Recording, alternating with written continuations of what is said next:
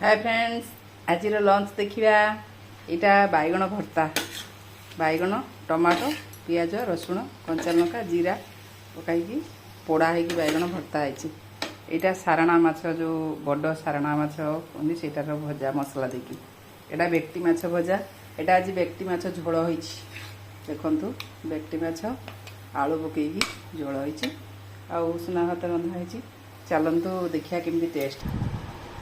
Hi friend test करिया केमती है कोटा आगे टेस्ट करिया बैगन चटनी टे खाइबा। सारणा कराटा मसला देकी भजा है